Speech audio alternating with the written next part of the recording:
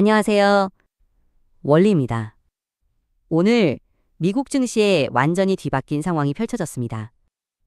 S&P 500이 1.58%, 나스닥이 1.76% 급반등했죠. 시장을 뒤흔든 핵심은 트럼프의 이란 협상 발언이었습니다. CNBC와의 인터뷰에서 이란과 거래를 체결할 강한 의지를 밝혔죠.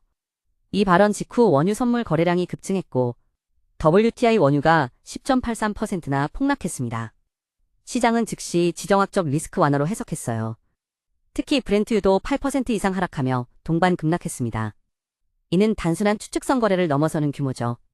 하지만 원리가 주목하는 건 쉐브론 CEO의 경고입니다. 이란 전쟁 리스크가 원유 시장에 완전히 반영되지 않았다고 말했거든요. 실제로 현재 원유 가격은 지정학적 프리미엄이 거의 제거된 상태입니다.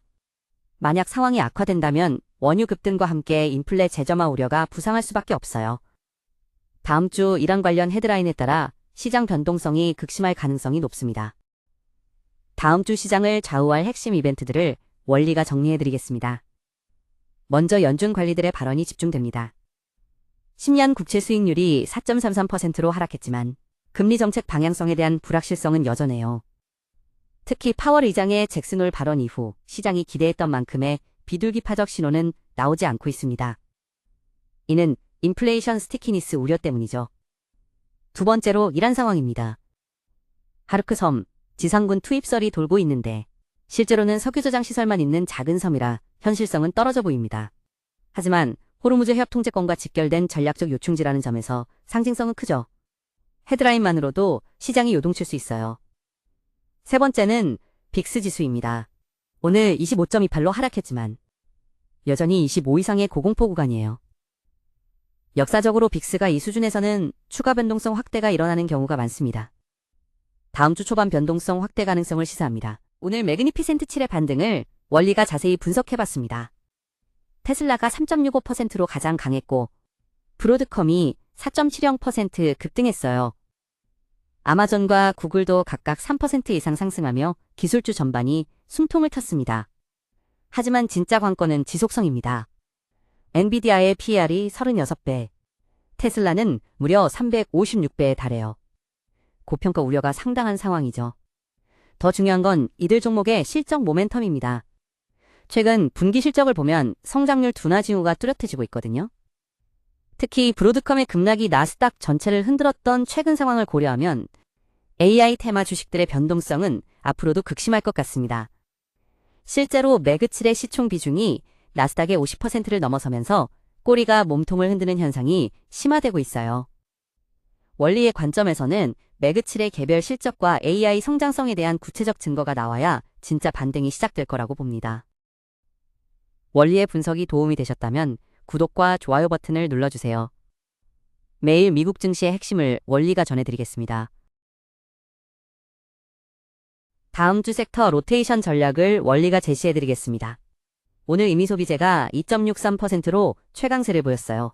아마존, 홈디포 같은 종목들이 이끌었죠. 지정학적 리스크 완화로 소비 심리가 개선된 거로 보입니다. 반면 헬스케어는 유일하게 마이너스를 기록했어요. 다음 주에는 에너지 섹터를 주목해야 합니다. 원유 급락에도 불구하고 0.46% 상승했다는 건 저가 매수세가 들어오고 있다는 신호거든요. 원리의 판단으로는 이란 리스크가 완전히 사라지지 않는 한 에너지 주식들의 프리미엄은 계속 유지될 것 같습니다.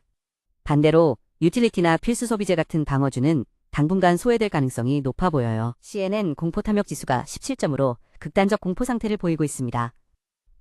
이게 정말 중요한 신호예요. 원리가 과거 데이터를 분석해보니 공포지수가 20 이하로 떨어졌을 때 이후 한 달간 S&P 500이 평균 7.2% 상승한 패턴을 보였거든요. 지금 같은 극단적 공포는 오히려 기회일 수 있다는 뜻입니다. 하지만 조건이 있어요. 지정학적 리스크가 실제로 완화되어야 한다는 거죠.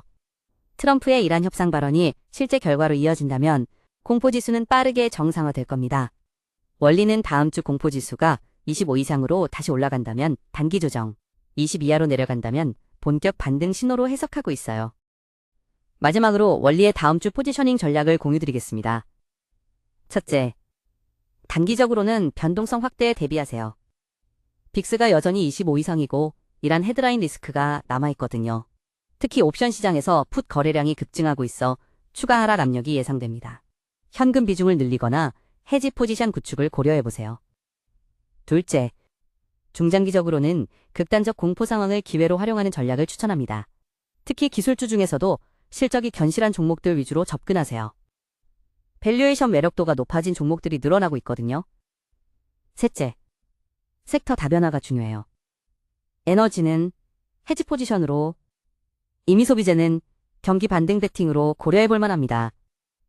최근 소비자 신뢰지수가 바닥권에서 반등 조짐을 보이고 있어요. 원리가 가장 강조하고 싶은 건 급하게 올인하지 말라는 거예요. 현재 시장은 방향성을 찾지 못하고 있습니다. 시장 방향성이 확실해질 때까지는 분할 매수 전략이 현명할 것 같습니다. 오늘은 급반등 이후 다음 주 전망에 대해 원리와 함께 살펴봤습니다. 트럼프의 이란 협상 발언이 게임 체인저가 될지 계속 지켜봐야겠어요. 다음 주도 원리가 핵심만 콕 짚어서 전해드리겠습니다.